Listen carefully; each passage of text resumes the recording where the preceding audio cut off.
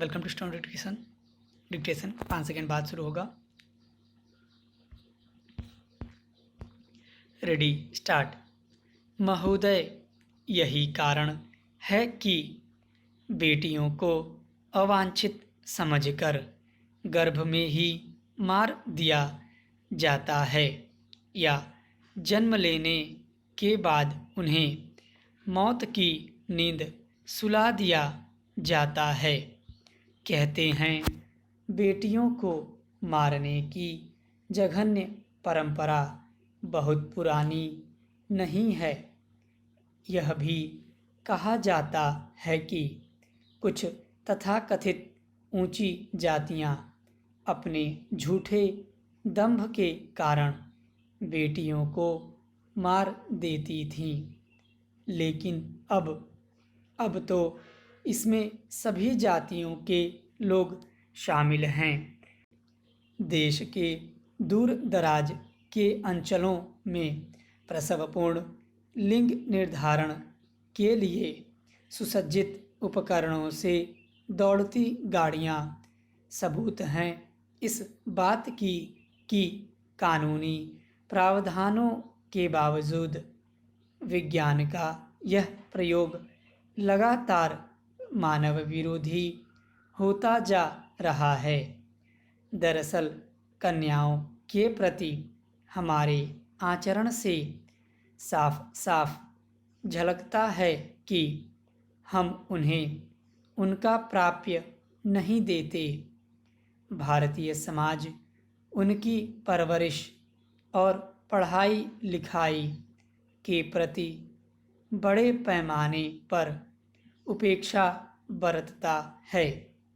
देश की ज़्यादातर लड़कियां कुपोषण से ग्रस्त हैं। उन्हें भोजन कम मात्रा में और बचा खुचा ही उपलब्ध होता है। विडंबना यह है कि माया दादी ही ऐसा काम करती हैं। ऐसा नहीं है कि वह ऐसा जानबूझकर करती हैं, बल्कि उनके संस्कारों में ही यह रच बस गया है कि लड़कियों की परवरिश को कोई अहमियत नहीं देनी चाहिए। इसीलिए न तो उन्हें स्कूल भेजे जाने पर विशेष बल दिया जाता है, न ही उनके स्वास्थ्य के विषय में कोई खास दिलचस्पी ली जाती है। वे तो सिर्फ बड़ी हो जाती हैं। बड़ी होने के लिए शोषण और भेदभाव की परंपरा को अपनी से अगली पीढ़ी को हस्तांतरित करने के लिए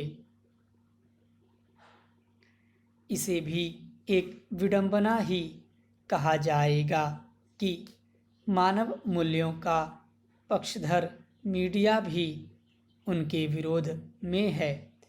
मीडिया को भी बालिकाओं, किशोरियों और स्त्रियों की ऊपरी बनावट और रूप सौंदर्य ही भाता है।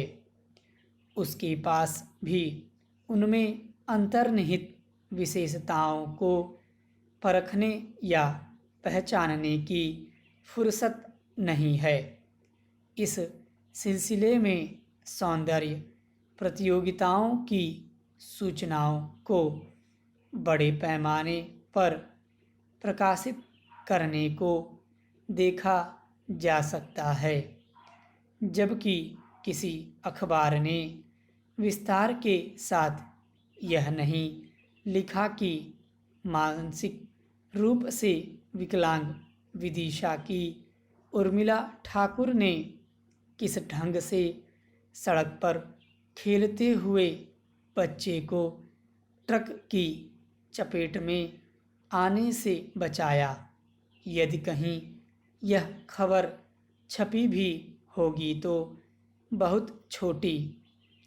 जिस ढंग से सौंदर्य प्रतियोगिताएं राष्ट्रीय खबर बन जाती हैं, उसी तरह से ऐसी खबरें राष्ट्रीय समाचार क्यों नहीं बनती। यौन हिंसा और बलात्कार की खबरें जिस ढंग से छपती हैं उनमें कहीं न कहीं यह स्वर अवश्य रहता है कि स्त्री उपभोग की एक वस्तु है।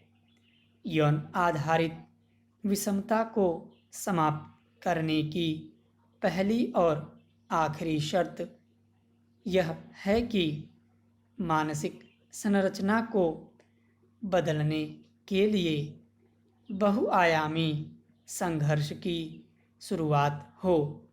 यह संघर्ष सभी स्तरों पर शुरू हो।